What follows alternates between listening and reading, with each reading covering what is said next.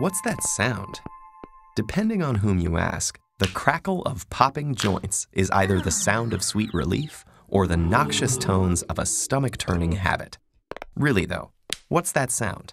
I mean, why does bending your joints in a certain way make them pop like that? Scientists have offered several explanations, including rapidly stretching ligaments and, in severe cases, actual bones grinding against each other. But the most common explanation for why your stretched out joints sound like bubbles popping is that, well, there are bubbles in there. The joints in your fingers are the easiest ones to crack, but many people also crack the joints between vertebrae in their neck and back, and even their hips, wrists, shoulders, and so on. All these joints are synovial joints, and they're the most flexible ones in your body. The space between the two bones is filled with a viscous liquid, synovial fluid, which contains long, lubricating molecules like hyaluronic acid and lubricin. Synovial fluid is more or less the texture of egg yolk, and its primary purpose is to cushion the bones and help them glide past each other. It also contains phagocytic cells that help clean up any bone or cartilage debris that ends up in the joint. But the reason it's important for knuckle cracking is that, like other fluids in your body, it contains lots of dissolved gas molecules.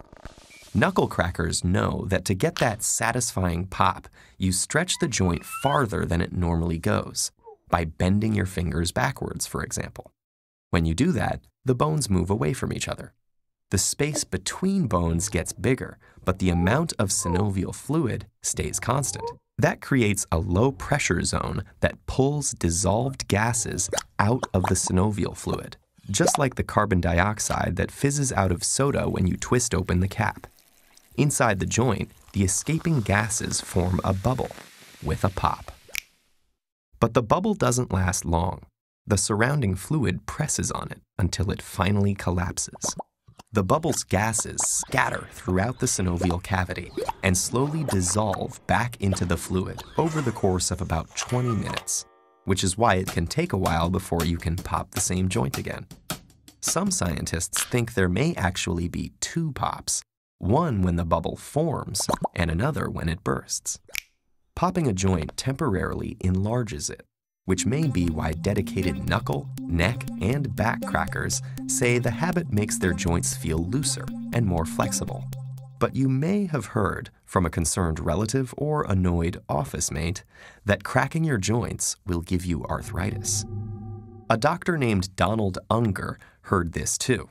So, determined to disprove his mother's warnings, he cracked the knuckles of his left hand repeatedly for 50 years. While the right-hand knuckles went unpopped. 36,500 cracks later, both hands were arthritis-free.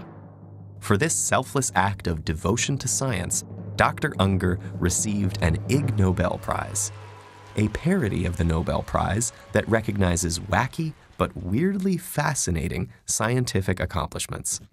Unger wrote that his results should prompt investigation into other parental beliefs, like the importance of eating spinach. The jury's still out on that one.